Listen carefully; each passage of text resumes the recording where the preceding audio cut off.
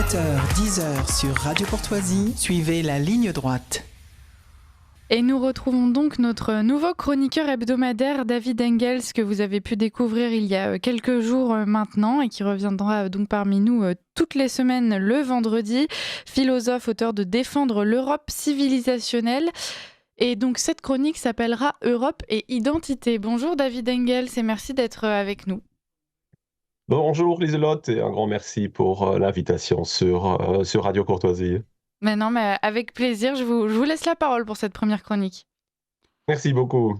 Oui, chers auditeurs et auditrices, bienvenue à ce premier numéro de ma toute nouvelle chronique Europe et identité. Ces prochaines semaines, nous allons diriger nos regards vers l'extérieur de ce cher hexagone franco-français, une initiative un tantinet iconoclaste vue de Paris, car nous croyons tous savoir que c'est évidemment du côté occidental du Rhin que se passe la véritable histoire avec un grand H. Mais voilà, à force de se désintéresser du grand tout, l'on devient vite susceptible de croire aux mensonges ou de vouloir imiter de faux bons exemples. Et ce dont nous allons parler aujourd'hui est une illustration parfaite de ce risque.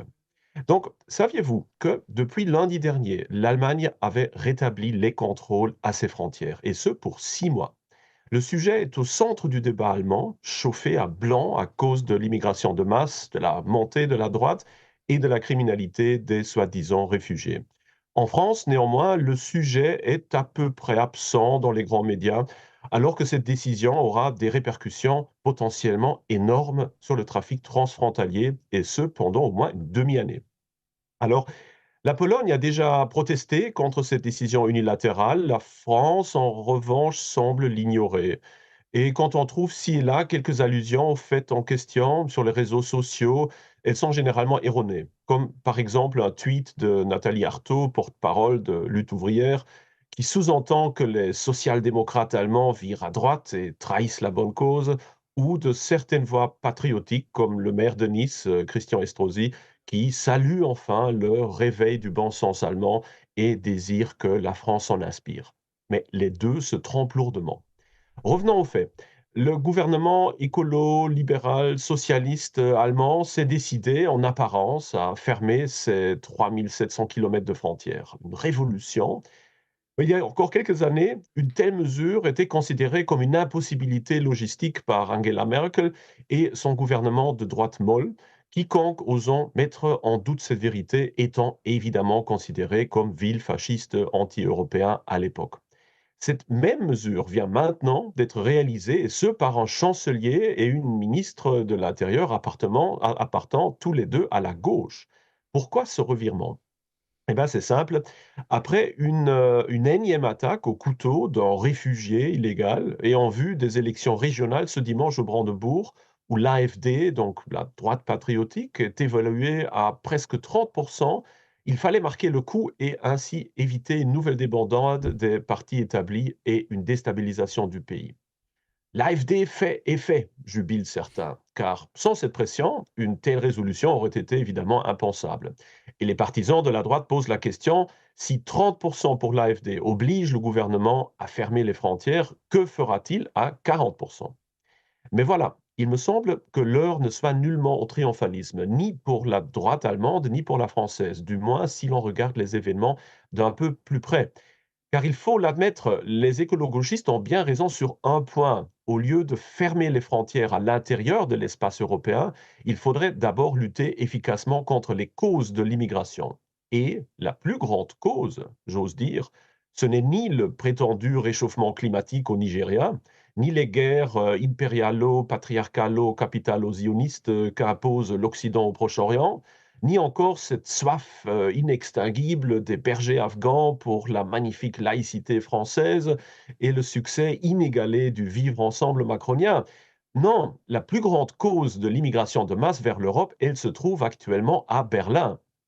Le mythe de la Willkommenskultur, donc la culture de l'accueil, la légende du manque de main-d'œuvre qualifiée, l'absurdité des prestations sociales hypertrophiées, l'instinct de survie d'une bureaucratie migratoire colossale, les innombrables bateaux de sauvetage des ONG allemandes naviguant devant les côtes tunisiennes pour jouer au taxi, une interprétation aberrante du droit d'asile et surtout la diffamation massive de tous les États qui, de leur côté, protègent activement les frontières extérieures de l'Union européenne.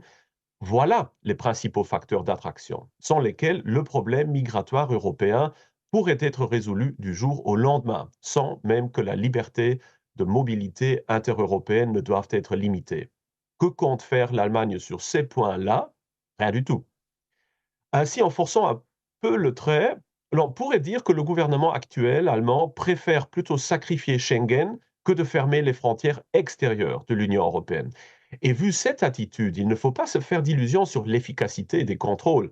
Alors que les navetteurs innocents en provenance de France, d'Autriche ou de Pologne risquent de rester bloqués pendant des heures dans des embouteillages inutiles, que se passera-t-il avec les prétendus réfugiés? Ceux que l'on détectera, probablement une infime minorité, seront conduits vers des centres de logement coûteux, y attendront pendant quelques jours le traitement de leur dossier et, s'ils ne se sont pas dérobés avant, seront ensuite relâchés dans la nature avec une invitation polie à rentrer chez eux. La plupart resteront évidemment en Allemagne et disparaîtront rapidement dans la masse. Les autres entameront un procès contre l'État allemand pour violation de leurs droits de l'homme. Et les ONG qui les aideront dans cette tâche, il y en a partout dans un pays où même le ministère de l'Immigration diffuse des vidéos pour expliquer aux réfugiés par quelles mesures ils pourront éviter leur éviction. Dans le pire des cas, un quart de police va les ramener gentiment en France ou en Pologne, d'où ils pourront lancer une seconde tentative si on ne les met pas manu militari dans un avion vers leur pays d'origine. Ce fut le cas, en effet, il y a quelques semaines avec 27 Afghans qui, outre le billet d'avion, avaient reçu la somme insensée de 1 000 euros d'argent de poche par personne pour les aider à se réintégrer dans un pays où cette somme équivaut à un double revenu annuel. Même les talibans se sont ensuite moqués de la générosité allemande et l'on peut être à peu près certain que cette somme ne sera pas utilisée pour ouvrir des filiales Starbucks ou Aldi à Kaboul, mais à financer le prochain départ vers la terre promise. Mais cette fois-ci, non pas seul, mais accompagné. Mais redevenons sérieux. Comme dans tant d'autres domaines, les choses ne sont pas toujours ce qu'elles semblent être. Et la fermeture des frontières allemandes n'est rien d'autre qu'une misérable campagne de propagande qui n'aura qu'un effet anecdotique sur l'immigration, alors qu'elle en aura beaucoup sur le trafic transfrontalier. Car le véritable but, c'est de convaincre quelques milliers de boomers brandebourgeois qu'il n'est désormais plus nécessaire de voter pour l'AfD, vu que le gouvernement en place a enfin compris leurs soucis. Quelle illusion! Car exactement au même moment où la ministre social-démocrate ferme les frontières et renvoie 27 Afghans chez eux, le chancelier allemand, venant du même parti, fait le tour du Kenya, du Kazakhstan et de l'Ouzbékistan pour demander à ces nations d'envoyer des travailleurs qualifiés en Allemagne qui en auraient tant besoin. Gardons-nous donc de commettre l'erreur de laisser l'Europe se diviser par une course inutile à la fermeture des frontières intérieures, car dans l'ensemble, dans ce domaine comme dans tant d'autres, il ne peut y avoir qu'une solution européenne. Mais contrairement à ce que dirait Bruxelles, cette solution européenne ne doit pas consister en l'ouverture des frontières extérieures, mais en leur fermeture. Non en un recrutement de nouveaux réfugiés, mais en la rémigration des illégaux. Non en des bateaux taxis camouflés en ONG humanitaires au large de la Tunisie ou de la Turquie, mais en des navires de police et de guerre patrouillant en Méditerranée. Non en des sanctions contre la Hongrie, la Pologne ou la Grèce, mais ont des subventions pour cofinancer leurs murs frontaliers contre la Serbie, la Turquie ou le Bélarus. Non, ont des procès contre des hommes politiques comme Salvini, qui ont tenté de défendre l'Europe contre l'arrogance des pseudo-humanistes allemands et autres, mais de médailles. Et lorsqu'il sera clair que l'Union européenne n'acceptera plus que les cas les plus désespérés de véritables réfugiés politiques, alors même une répartition équitable par quota ne devrait plus susciter de résistance.